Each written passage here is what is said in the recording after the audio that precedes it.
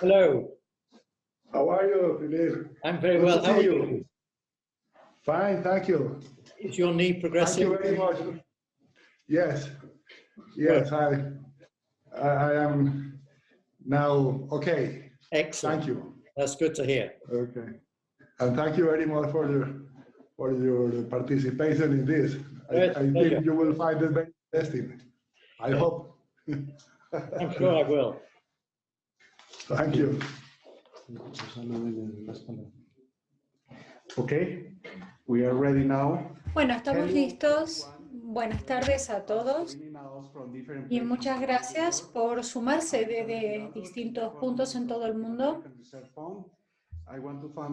Quisiera agradecerle al profesor Philip Turner por su amabilidad de presentar esta conferencia sobre el riesgo de liquidez en dólares. Habrá referencia a distintos temas relacionados con organizaciones multilaterales y con otras instituciones muy importantes. Es un verdadero placer estar acompañados hoy por el presidente ejecutivo, doctor José Uribe, quien además hará algunos comentarios introductorios. Bien, muchas gracias. En primer lugar, quisiera decir buenas tardes en Europa y buenos días en Asia. Buenos días, por otro lado, aquí en el continente latinoamericano.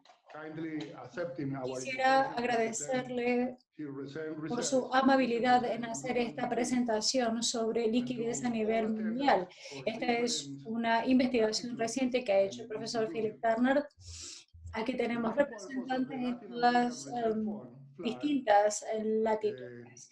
El Fondo Latinoamericano de Reservas tiene como objetivo promover la estabilidad macroeconómica y financiera de toda la región. Con este objetivo presente realiza este tipo de webinar que tiene como objetivo reunir a los equipos técnicos representantes de distintas entidades financieras, grupos de intelectuales o think tanks, así como también representantes académicos de América Latina y de todo el mundo.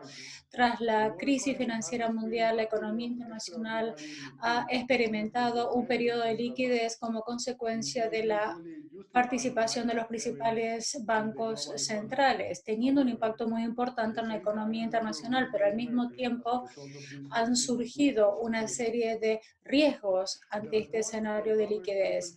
El informe RIT sobre liquidez global analiza precisamente los efectos en el balance y el diagnóstico que esto ha tenido en distintas economías y distintas políticas que permitirían abordar este tema. El profesor Philip Turner es uno de los coautores de ese informe, quien presentará algunos de los temas principales y conclusiones que contiene ese informe. La mayoría de ustedes conocen al profesor Philip Turner y su trayectoria. Lo conozco desde hace más de 20 años, sin embargo, quisiera mencionar algunos de los datos más destacados de su biografía. El profesor Philip Turner es un profesor visitante en el Instituto Nacional de Investigación de Estudios Económicos y Sociales en la Universidad de Basilea. Además, han trabajado en el Departamento Monetario Económico del BPI, el Banco Internacional de Pagos. Además, ha trabajado en el MED, tiene un título en Economía de la Universidad de Cambridge, así como también un doctorado de la Universidad de Harvard.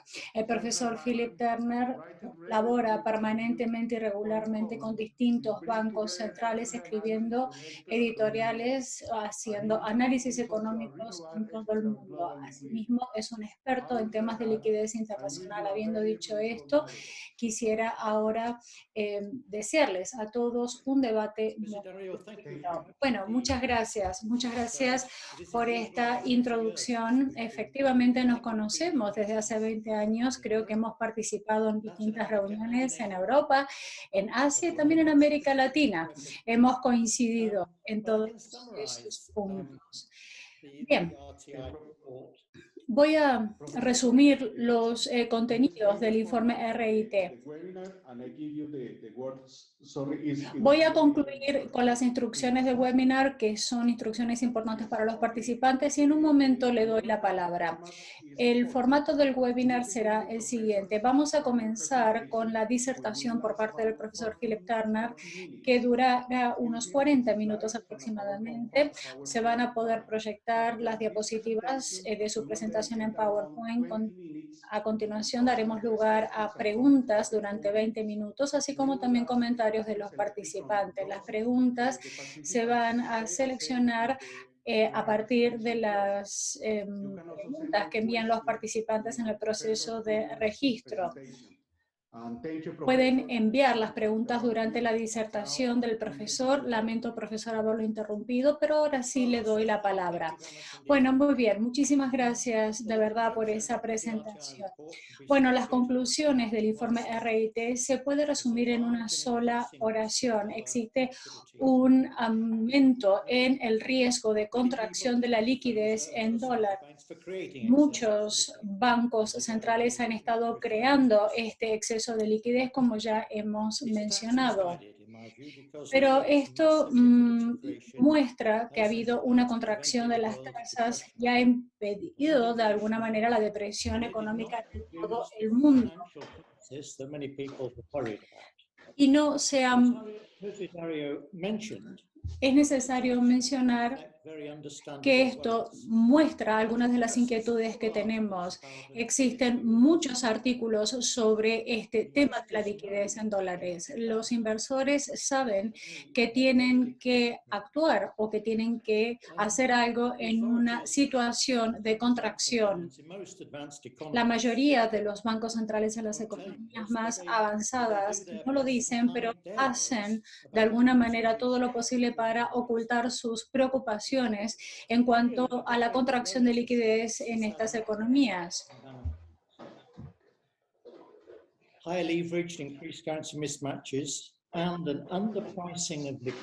Se ha producido un aumento en los desfases de las monedas y también en los vencimientos, así como también existen opciones en las políticas monetarias cada vez más complicadas. Esto impediría el flujo entre los acreedores y los deudores. El problema, por supuesto, es que la liquidez mundial no tiene una definición clara, sino que es simplemente una definición general.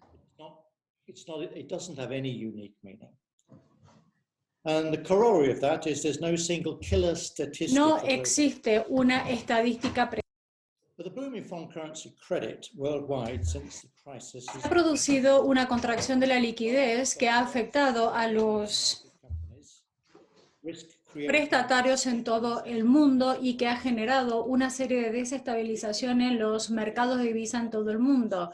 La regulación, entre otros, ha generado una situación procíclica y se han producido dos elementos que han desestabilizado la economía.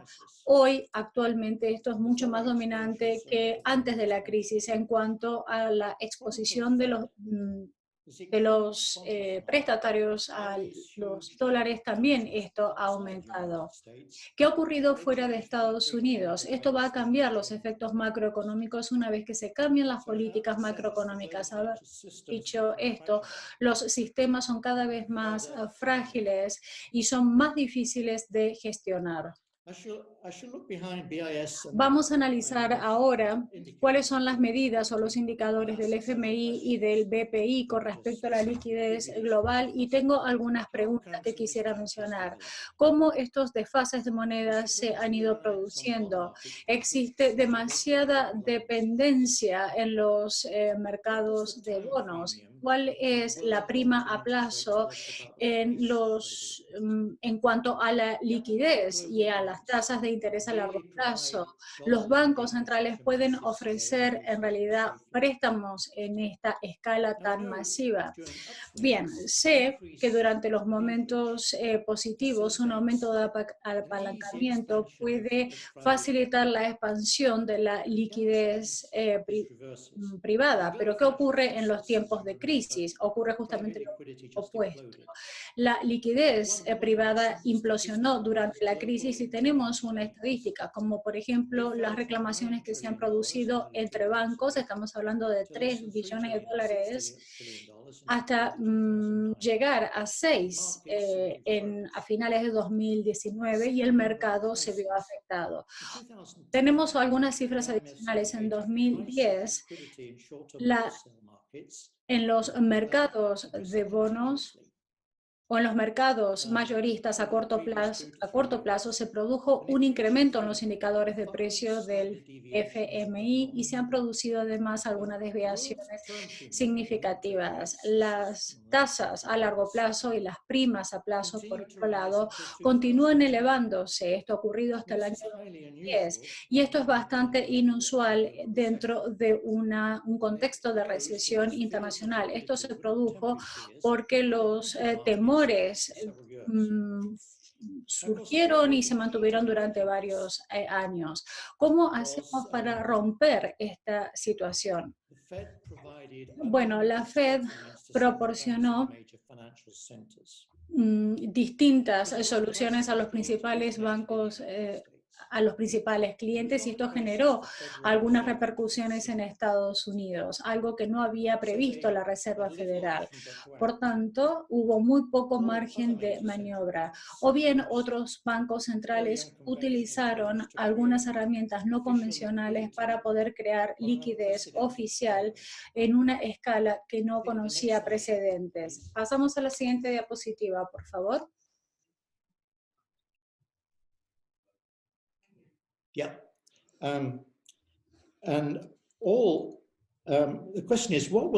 La pregunta es, ¿qué ocurre cuando tengamos esta situación de LOLR o de prestamistas de última instancia? Ha habido mucha crítica con respecto a los préstamos por parte de los bancos, pero dado que los préstamos en dólares de los bancos en Estados Unidos ha superado los niveles ya anteriores a la crisis, no resulta sorprendente que la Fed hoy tenga ciertas preocupaciones al respecto, así como también el Banco Central Europeo y el Banco de Japón.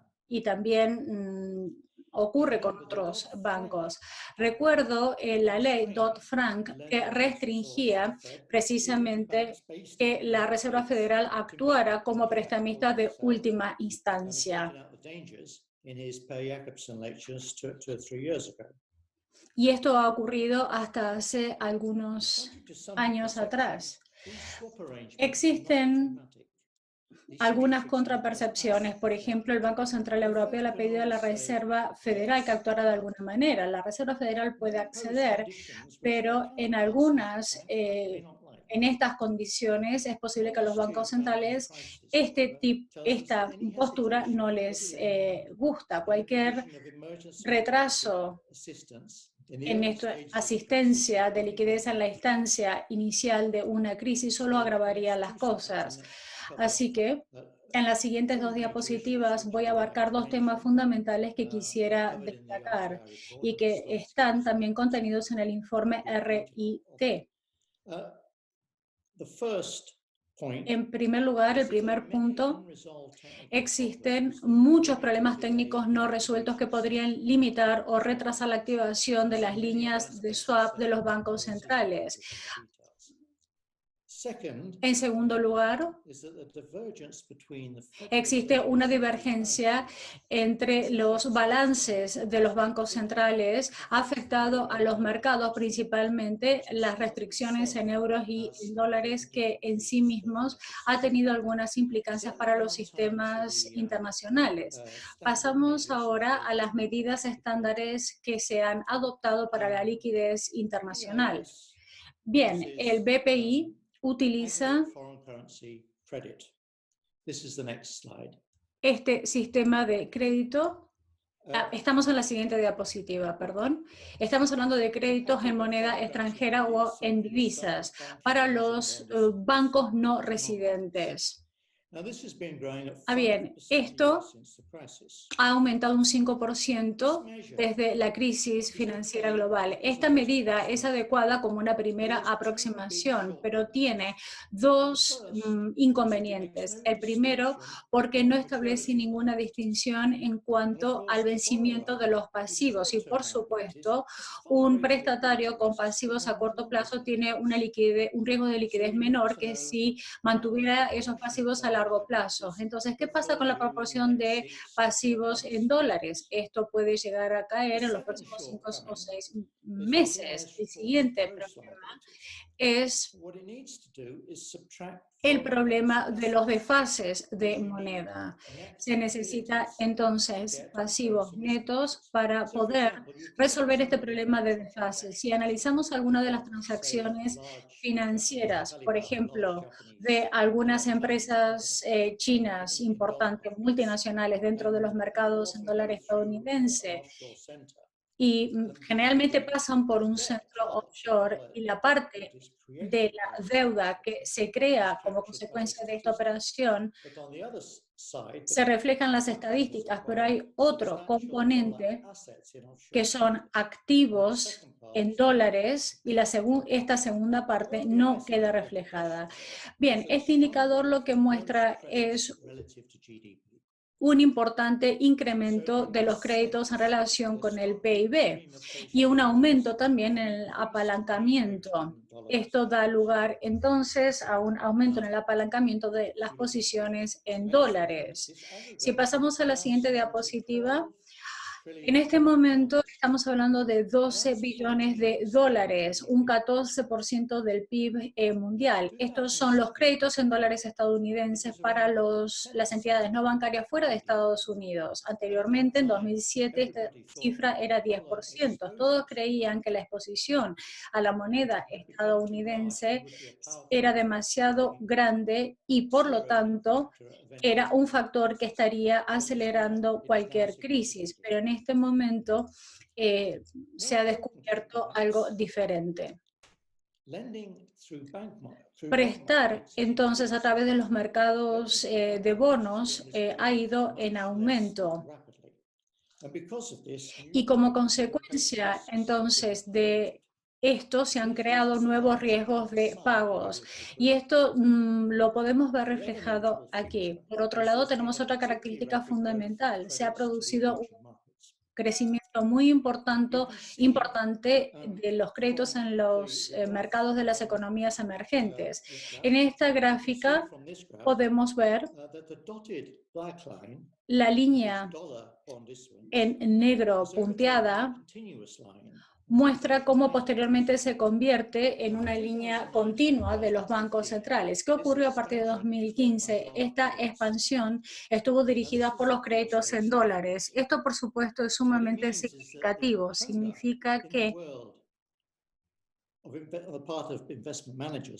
parte de los activos en dólares que representa una palanca fundamental en la crisis financiera no ha quedado completamente atrás. Las carteras internacionales tienen tasas en dólares muy elevadas. La esperanza de que era que la gente hace 10 o 15 años era que, bueno, este tipo de mercados en bonos se iban a convertir en monedas importantes. Se ha producido una demanda muy importante, especialmente para las empresas estadounidenses, que las ha llevado a emitir bonos en esta moneda de manera muy significativa.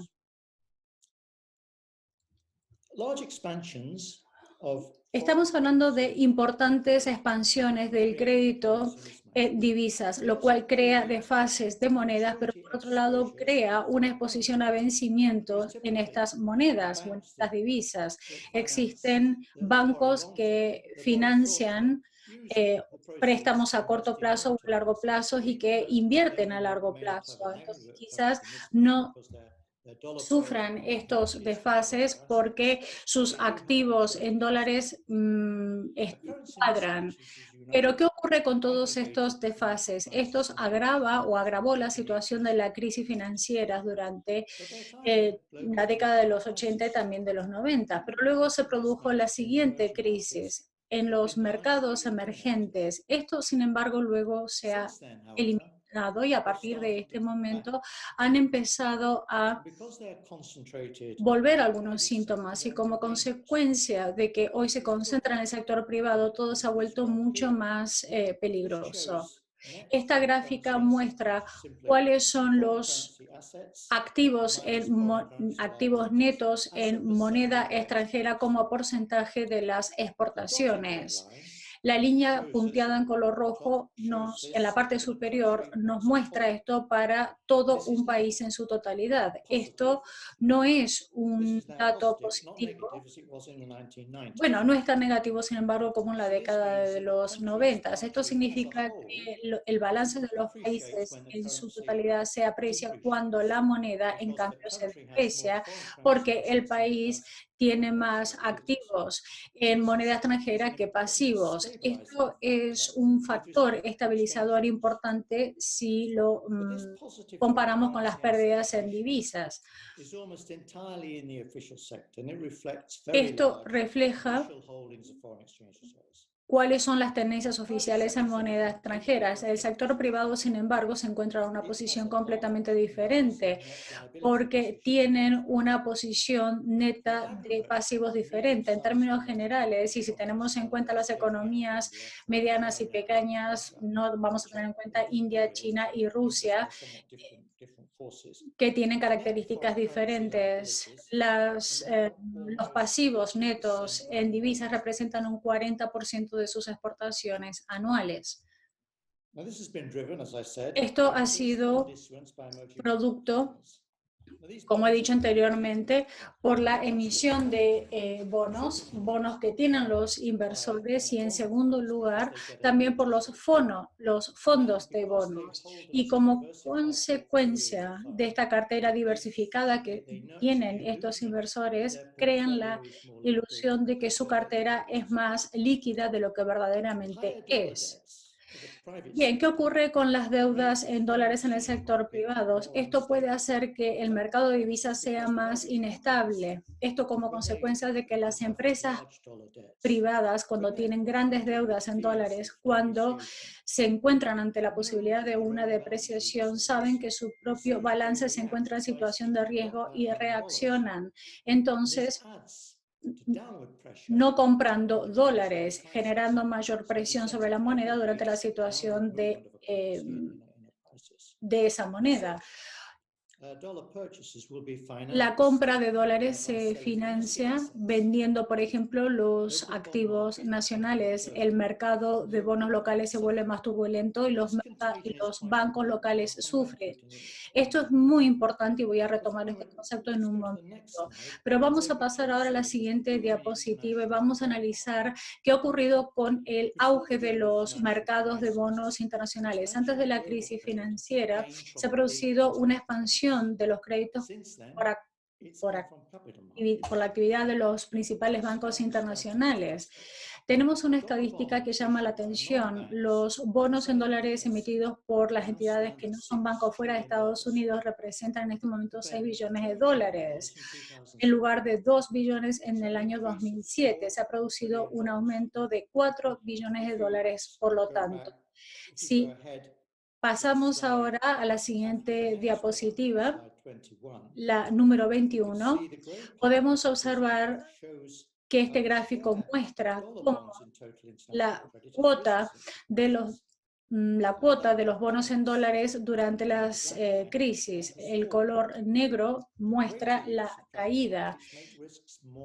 Esto ha hecho que los riesgos aumentaran y se ha vuelto mucho más difícil de gestionar, lo cual ha producido la intervención por parte de los bancos centrales. Pasamos a la anterior diapositiva, la número 20. Las empresas en América Latina y en Asia también generalmente tienen grandes carteras de activos denominados en moneda local. Así que estas no son necesariamente ejemplos de países que están en una situación financiera global de debilidad. Esto, bueno, nos da cierta tranquilidad, pero hay que tener cuidado. La respuesta no necesariamente es esa. La parte a la que me refiero es que crea nuevos canales de contagio desde el punto de vista de contracción de la liquidez de dólares en los mercados locales. Las empresas van a retirar sus depósitos de los bancos locales en ese escenario y podrían incluso llegar a activar líneas de crédito.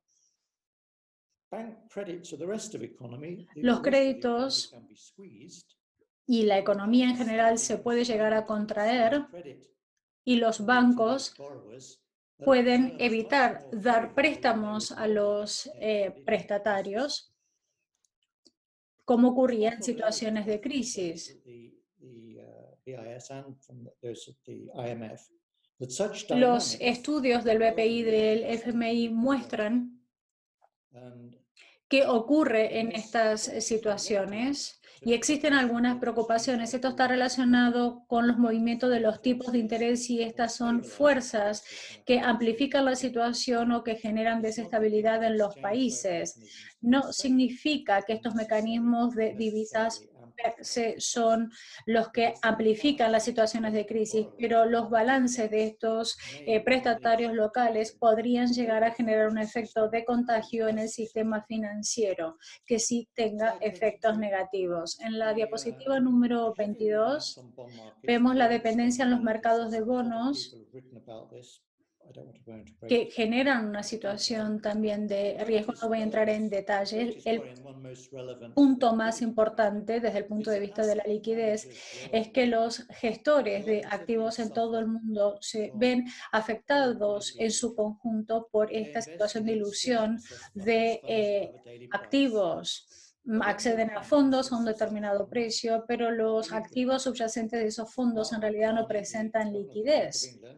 Como ocurrió, el representante del Banco de Inglaterra mencionó precisamente este problema y bueno, quizás la pregunta sería por qué no regularon la situación de una manera diferente o no actuaron de manera diferente. Por otro lado, la calidad crediticia en los bonos corporativos no financieros se deteriora. Una gran parte de estas empresas hoy se encuentran dentro del grupo 3 triple B. Estamos hablando de empresas de grados de inversión. Hay muchos gestores de inversiones que hoy se ven obligados a invertir únicamente en bonos de grados de inversión. Así que una vez que los bonos de una empresa se convierten en bonos no atractivos o en junk, tienen que desinvertir y tienen que vender las inversiones en esas empresas. Hay una empresa que recientemente se ha sumado a esto. Por otro lado, tenemos un aumento en el vencimiento de los bonos, que también ha generado un aumento en los riesgos de liquidez. Esto significa que los que están afrontando esta situación de riesgos de mercado están afrontando también una situación de riesgos desde el punto de vista de contraparte. Por tanto, cuando los inversores, ¿qué pasa cuando se produce un default? Bueno, los inversores tienen que actuar muy rápidamente y los mercados en ese caso se pueden volver más volátiles y menos líquidos en una situación de recesión. Hemos visto una serie de picos en los mercados de bonos en los últimos años. ¿Qué ocurre con la situación de tensión en los mercados como hemos presenciado en septiembre de 2019, cuando hubo una situación de estrés en los mercados de repos denominados en dólares? Bueno, a la Reserva Federal esto la tomó por sorpresa y la obligó a añadir liquidez de un día para otro en los repos. Tenemos que también conocer mejor qué ocurre con los fondos de cobertura, los hedge funds. Algunos de estos fondos pasan por los bancos y quizás no sea sencillo saber exactamente cuál es la participación que tienen los bancos en los mercados de repos. Los fondos de inversión también tuvieron un papel muy importante en esta situación de estrés del mercado y necesitamos mantenernos atentos y saber hasta qué punto punto hay nuevos factores que están incidiendo, añadiendo presión a los mercados de repos. En la diapositiva número 24 vemos qué ocurre con las regulaciones o con la normativa y si esto podría haber generado una dinámica procíclica en la duración de los bonos. ¿A qué me refiero con esto?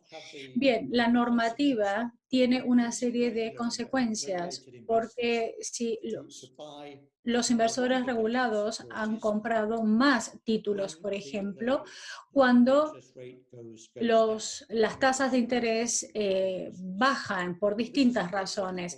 Y este es un movimiento procíclico, significa que compramos más bonos después de que el precio sube. Lo que estabilizaría la situación es comprar más, en realidad menos bonos. Esto también lo vemos en los mercados de tasas a largo plazo que se han vuelto más procíclicos, pero se están estabilizando. Cuando los bancos centrales empiezan a aumentar las tasas, pueden generar una dinámica similar,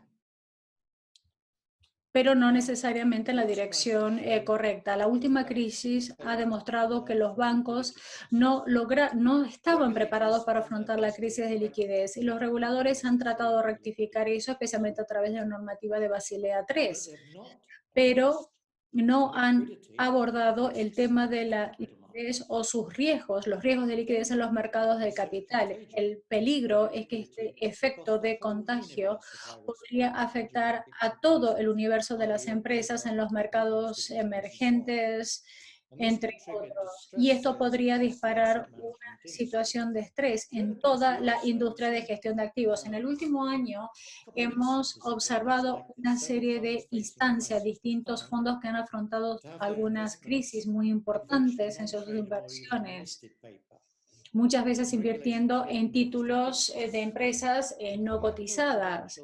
¿Qué ocurre entonces con la supervisión macroprudencial? Bueno, estas políticas macroprudenciales en los desfases de vencimientos y de apalancamiento en las entidades que no son bancos son prácticamente inexistentes.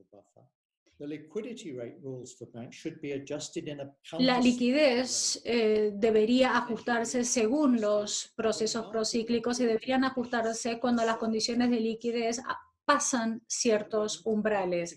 Es decir, cuando la liquidez de mercado es excesiva, entonces el regulador debería ser más exigente respecto a la liquidez de los bancos con los que operan. Pero cuando se reduce la liquidez, los reguladores deberían fomentar a que los bancos hagan uso de esa liquidez. Es importante prestar atención a los riesgos de liquidez en dólares porque los bancos centrales han limitado la capacidad para revertir esto. Voy a pasar ahora a esta pregunta que tiene que ver con la prima a plazo como indicador de precio en la liquidez global. Como he dicho anteriormente, la liquidez global es un concepto muy complejo, nada sencillo. Creo que la prima a plazo en los mercados de bonos se podría considerar como un indicador útil. La razón es que los préstamos en divisas en los mercados en bonos se ha convertido en un componente clave en la liquidez global privada. En el pasado, en cambio, estábamos hablando de tasas, estábamos hablando sobre todo de bonos denominados en dólares. En este momento, todo esto se vincula de una manera que no se asociaba en el pasado. Algunos seguramente recuerdan algunos libros que hablan de esto. Keynes particularmente habla sobre la preferencia de la liquidez y dice que precisamente la vía del futuro de las tasas a largo plazo son un concepto fundamental desconocido, lo que llamamos la incertidumbre radical. Existe un concepto donde se habla específicamente sobre este concepto. podemos decir que en este momento existe esa incertidumbre totalmente radical, porque se conoce muy poco al respecto. Por tanto, existen algunos factores subjetivos que dominan esta situación. Y si analizamos qué ha ocurrido en los últimos 15 años, nuestra habilidad de prever, por ejemplo, el rendimiento de los bonos de Estados Unidos a 10 años era una realidad, porque las variables macroeconómicas eran diferentes. Esto representa una situación que ha generado ciertos problemas en la crisis financiera. ¿Qué ocurre ahora con los mercados de bonos? Esto explica lo que ha hecho la Reserva Federal. Los bonos del Tesoro de Estados Unidos a 10 años no se muestra en esta diapositiva, aparentemente, dice el profesor. Hay un gráfico concretamente en la diapositiva número 27. La diapositiva número 27, por favor. Bien, es un gráfico que hace una comparación entre los tipos de interés a corto plazo en Estados Unidos y muestra el ajuste y cuantifica. Este es el gráfico. Tiene en cuenta además el efecto de las políticas y del balance. Se ha producido un progreso estable donde el tipo de la Reserva Federal es negativo y que ha aumentado posteriormente, gradualmente, sin afectar los bonos del Tesoro de Estados Unidos a 10 años. ¿Qué ocurrió?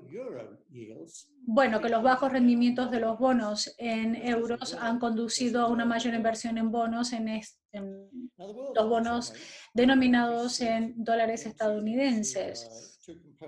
Esto se divide en dos componentes. Por un lado, las primas a plazo y las tasas a largo plazo.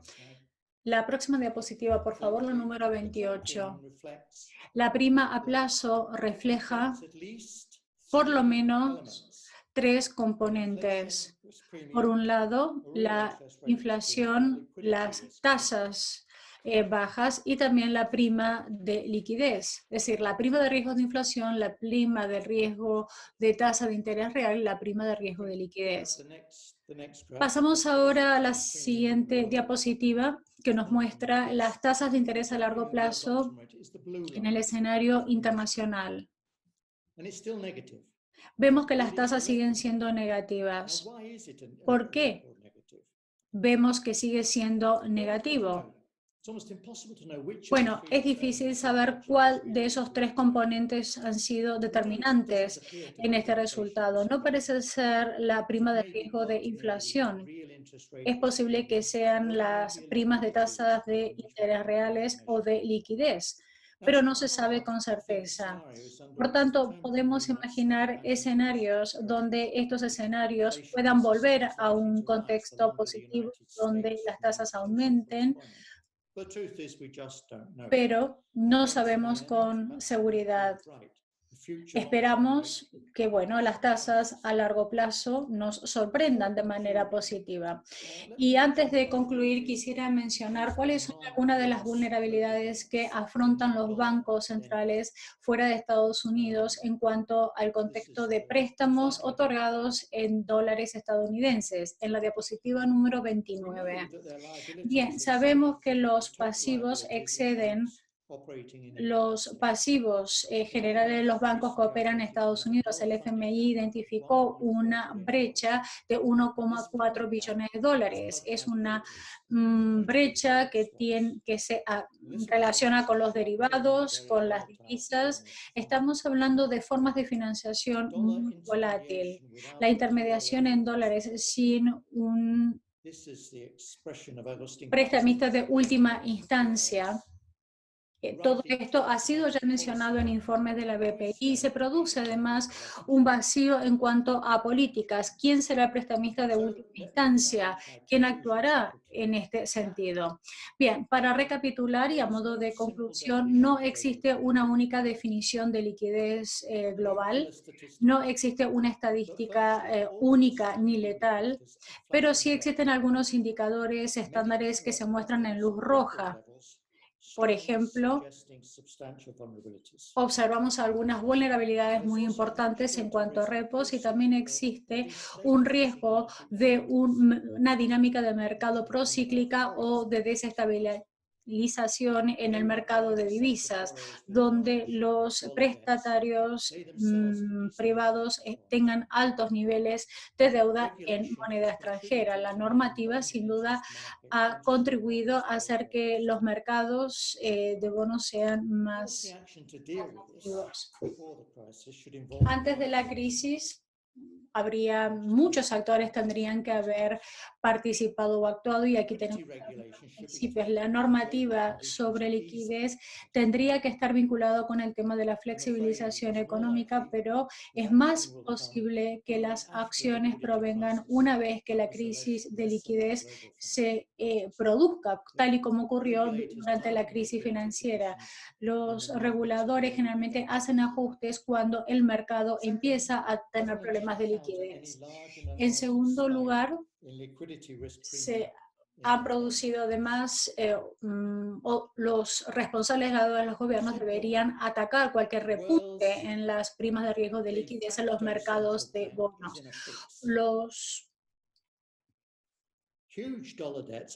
Existen deudas muy importantes en dólares estadounidenses que van a hacer que la Reserva Federal tenga una tarea difícil por delante, porque van a tener que dilucidar qué es lo que genera cualquier tipo de contracción de la liquidez en dólares estadounidenses cuando esto ocurra, y también van a tener que cuantificar cuáles serán los efectos macroeconómicos fuera del territorio de Estados Unidos y también los efectos de la contracción de liquidez.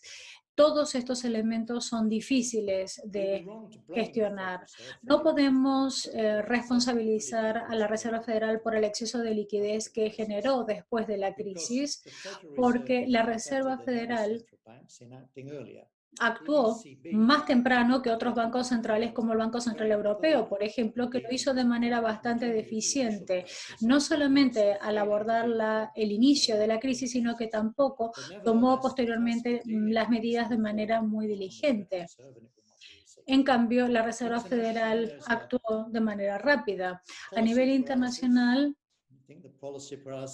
estamos en un proceso de desarrollo de políticas, pero bueno, claro, hay desacuerdo con respecto al contenido que esas políticas deberían tener, así que es mejor no hablar sobre este tema que es un poco controvertido. Finalmente, hay un artículo publicado por Evans Pritchard en el The Telegraph que dice, bueno, deberíamos disparar alguna alarma sobre una contracción peligrosa del dólar. Bueno, dice que no necesariamente deberíamos estar preocupados por eso. Muchísimas gracias por la atención. Creo que he cumplido con el horario de 40 minutos. No puedo escucharlos, dice el profesor. Sigo sin poder escuchar. Bueno, muchísimas gracias, profesor Turner, por una presentación tan interesante y por una presentación tan ilustrativa. A continuación, voy a leer en voz alta algunas preguntas que hemos recibido por parte de los participantes y como consecuencia de las restricciones de tiempo, algunas preguntas van a quedar sin responder, pero sí vamos a enviar las preguntas por correo electrónico al profesor Turner, quien amablemente podrá responderlas posteriormente. Sí, no tengo ningún problema, responde el profesor. Muchas gracias, profesor. Bien, a continuación voy a leer la primera pregunta. Tengo 5 preguntas que son las que he seleccionado y que quisiera recomendar leer. Cada una de estas preguntas Voy a leer cada pregunta para que el profesor la responda y luego voy a continuar con la siguiente. El profesor pregunta si tiene que esperar hasta el final de las 5 preguntas o responder cada pregunta individualmente. No. Cada pregunta la va a responder individualmente antes de pasar a la siguiente. Perfecto. Bien, entonces doy paso a la primera pregunta. La primera pregunta tiene que ver con lo siguiente. Sin duda, el riesgo de liquidez está aumentando en todo el mundo y no solamente afecta las políticas locales, sino también internacionales. ¿Qué ocurre con las políticas o la respuesta de las políticas internacionales? ¿Se va a requerir una respuesta de ese tipo teniendo en cuenta el contenido de su presentación? Gracias. Sí. En primer lugar, las normas de liquidez en los mercados de capital y la intermediación de los mercados de capital tienen que, sin duda, mejorarse. Para que cuando los inversores invierten en mercados de bonos no líquidos, son conscientes del mercado en el que están invirtiendo. Existen algunos gestores de activos que establecen algunos benchmarks de bonos, que crea a veces la ilusión de que al reunir todos esos bonos, esos gestores están haciendo que su exposición sea más líquida de lo que realmente es. Los reguladores deberían trabajar para dirimir esa falsa ilusión. En segundo lugar, la ponderación que tiene Estados Unidos es demasiado elevada. No existe ninguna razón por la cual el suministro de la zona euro, de la zona euro no sea mayor. Así que cuanto mayor restricción sea la política fiscal de aquellos países que están intentando reducir la deuda pública, entonces mayor será el apetito que tengan las entidades financieras, como ocurrió en el caso de Alemania, y por supuesto los activos podrían aumentar como consecuencia de la emisión de bonos por parte de las entidades europeas. Creo el tercer elemento es que los reguladores o los países que tienen un alto nivel de exposición de deuda deberían garantizar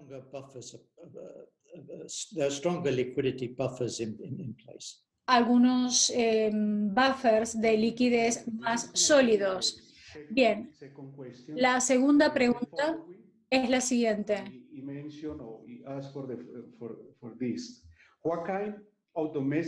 ¿Qué tipo de políticas domésticas o nacionales podrían ser más eficaces para los mercados emergentes para actuar en un caso de contracción de la liquidez en dólares estadounidenses? ¿Qué ocurre con las economías dolarizadas? ¿Son más vulnerables ante una situación de desfase de monedas? ¿Esas economías sufren más complejidad que otras? Sí. Creo que en el caso de las economías dolarizadas, estas economías tienen un margen menor para utilizarlos.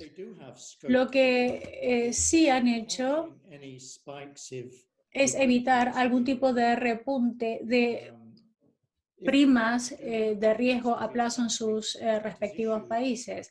Estamos hablando de países que emiten bonos de gobierno a distintos vencimientos dentro del propio territorio y que han establecido una situación de inversión dentro del propio país. En ese caso tienen mayor capacidad para lograr estabilizar su situación en caso de un impacto negativo. Simplemente cambiando el vencimiento de los bonos que emiten. Si el gobierno entonces emite bonos a 10 años, pero luego afronta una situación de crisis por ser una economía dolarizada, entonces lo que tendrá que hacer es emitir títulos a más corto plazo o bien emitir algún tipo de opción que permita proteger a los inversores de bonos a largo plazo contra consecuencias más negativas, porque es posible que las entidades financieras locales, esto ocurre con los bonos denominados en dólares estadounidenses, que tienen un mayor rendimiento y que pueden asumir riesgo precisamente porque el rendimiento que ofrecen es mayor, pero necesitan protección, por ejemplo, y esto se puede hacer a través de normativa que ofrezcan los bancos centrales respectivos. Gracias, Philip. A continuación, tenemos una pregunta que está más relacionada con respuestas. ¿Cuál podría ser la función que el mecanismo europeo o alguna iniciativa podría ofrecer y el FLAR para poder actuar y contrarrestar una situación de contracción de la liquidez estadounidense? ¿Podrían actuar de una manera más eficaz de lo que lo hicieron durante la crisis financiera? Sí, creo que sí. Perdón, estoy viendo algo en mi pantalla, dice el profesor. Bueno, creo que todo depende de algunos acuerdos que tendrían que observarse o alcanzarse. Es muy importante desarrollar mecanismos que ofrezcan o que permita que existe un suministro más rápido de fondos y medidas preliminares antes de que se llegue a una situación financiera, como por ejemplo el mecanismo ESM de Europa, que intenta precisamente establecer un mecanismo que permita que los bancos que tienen una situación de dificultad reciban préstamos. Esto significa que habrá que hacer una mejor supervisión de las políticas macroeconómicas y también implica una mayor supervisión por parte de los bancos centrales. Creo que es muy difícil ofrecer una respuesta genérica a esa pregunta, pero sí creo que es muy importante prepararse antes de la crisis para que todas estas vulnerabilidades sean menores y para que se establezcan los mecanismos adecuados y exista cierta certidumbre, porque esto puede ser muy útil en una situación de crisis. Gracias, profesor.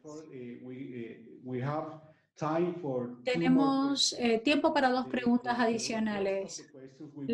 El resto de las preguntas entonces serán enviadas vía correo electrónico al profesor Turner. La siguiente pregunta es la siguiente. ¿Cómo podrían los eventos globales geopolíticos afectar el riesgo de la contracción de la liquidez de dólares estadounidenses? Eso usted lo ha mencionado durante su presentación. Bien, creo generalmente durante una situación de crisis global existe una fuga hacia el dólar como moneda refugio. Esto en una situación de contracción de liquidez en dólar es lo que ocurre. En algunos casos, varios países han intentado escaparse de su dependencia del dólar, especialmente Rusia y China.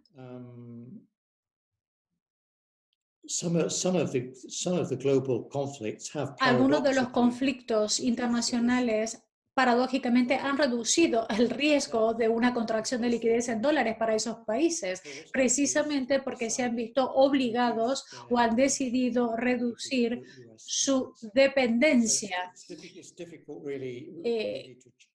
Por tanto, es un poco difícil generalizar. Pero algo que se me ha ocurrido recientemente es cuáles podrían ser las repercusiones del coronavirus en China, porque las empresas chinas son empresas con muchas tenencias en dólar, con deudas en dólares. Esto crea vulnerabilidades y esa vulnerabilidad, por ejemplo, ¿qué pasa si la producción cae durante mucho tiempo en China o el modelo de negocio que se apoya sobre todo en la cadena de suministro de Estados Unidos o en otros países, de repente se cuestionara? Creo que esto podría agravar la situación de seriedad o de gravedad que tiene la contracción de la liquidez en dólares. Muchas gracias, profesor. Tenemos tiempo para una última pregunta. La siguiente pregunta es esta. Quisiera mencionar una dimensión sobre el surgimiento de las monedas digitales en todo el mundo. ¿Qué ocurre con los criptoactivos? Esto podría dar lugar en un mayor nivel de supervisión y de control en algunos países, pero al mismo tiempo podría ser un recurso de volatilidad para el flujo transnacional de capital y de liquidez. En su opinión, ¿cómo los sistemas y el aumento en el uso de los criptoactivos podría contribuir a las conclusiones del estudio que usted ha presentado? Bueno, esta es una pregunta sin duda muy difícil. McCartney, como ustedes saben, hizo un discurso en Jacksonville diciendo que el desarrollo de la tecnología podría llegar a permitir a permitir que se reduzca la dependencia en la moneda estadounidense. Y sin duda es así. El Banco Popular de China está desarrollando formas para hacer que su moneda sea digitalmente más amigable y quizás estén un paso por delante respecto de otros países. Pero el estudio no tiene que ver con eso. Aquí estamos hablando de la digitalización del Banco Central. Creo que en caso de una crisis, la gente va a volver a lo que mejor conocen, es decir, el dólar, el euro o el franco suizo. No creo que van a utilizar o invertir en monedas digitales privadas. Una moneda que tiene el respaldo de un banco central como el euro, el dólar o el franco suizo existe la garantía de un banco central que de alguna manera estabiliza las transacciones financieras hechas en esas monedas. En cambio, una moneda digital privada no tiene una fuerza estabilizadora de esa magnitud. Por tanto, no creo que esto vaya a tener ningún tipo de impacto en esta contracción de liquidez en dólares. Bueno, muchas gracias, Philip. Nos quedan 5 minutos, afortunadamente, así que tenemos tiempo para una pregunta más. Esta pregunta está relacionada específicamente con América Latina. Y esta pregunta dice lo siguiente: América Latina ha experimentado distintas situaciones económicas en los últimos 5 años y se está ajustando todavía a los niveles financieros internacionales en términos de comercio. En un contexto marcado por endeudamiento público y privado y un alto nivel de volatilidad en los mercados financieros internacionales, los gobiernos han afrontado ciertas dificultades a la hora de intentar implementar reformas estructurales que pudieran contribuir al crecimiento económico. A la luz de estas restricciones, ¿cuáles considera usted que deberían ser las prioridades para mitigar los efectos de un posible detenimiento en los flujos de capital hacia las economías de la región de América Latina? Es una pregunta un poco más amplia. Bueno, creo In the event of a sudden stop to que capital flows, en caso de que se detuvieran los flujos de capital hacia la región, important is to lo que find sería some way importante sería encontrar alguna manera de prevenir flows bringing to a que halt ese real investment flujo de taking place in capital the country. impida la Because we look inversión anywhere en else, the esos government and private países, sector, porque many long-term projects. muchos And typically proyectos when a the largo external plazo environment han implicado a los deteriorates, gobiernos, al sector they are the privado, pero first cuando el projects to entorno be se deterioró, generalmente este tipo de proyectos son los primeros que se rather than trying to interrumpe. reduce private Entonces, consumption and to maintain the capital con el expenditure. objetivo de mantener el That gasto is de capital y easier said reduciendo than al mismo done. tiempo el gasto. Esto es fácil de decir, sin duda, I think one important y criteria, creo que uno de los criterios más importantes, most important criterion is o el más to the extent that importante, we can mitigate a decline es hasta qué punto se puede mitigar una inversión of any program. That I think is a one of the tasa criteria fija. to Este es establish policies. un criterio a la hora de And the establecer las second políticas a criterion, seguir. Y el obviously, you have siguiente to make sure criterio that you don't es have garantizar a banking que no crisis. existe The una banking crisis crisis is bancaria que contraction of agrave credit la from contracción away del crédito from procedente del exterior. Thank you, professor. Muchas gracias, profesor. Muchísimas gracias, profesor. But anyway. Bueno, no parece muy esperanzador, pero bueno, muchísimas gracias, profesor, por su disertación, que será muy útil para todos nosotros, para todos los participantes.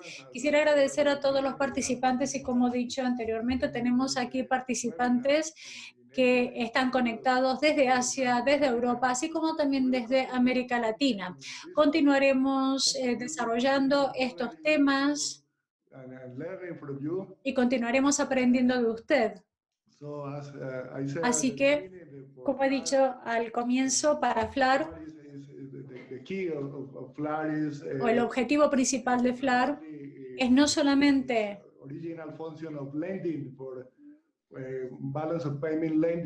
lograr un equilibrio en las balanzas de pago y de préstamo, sino que además queremos abordar e identificar el riesgo, así como también las vulnerabilidades y posibles soluciones a las mismas.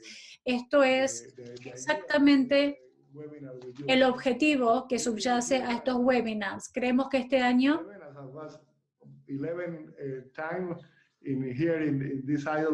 bueno, en esta parte del mundo son las 11 de la mañana.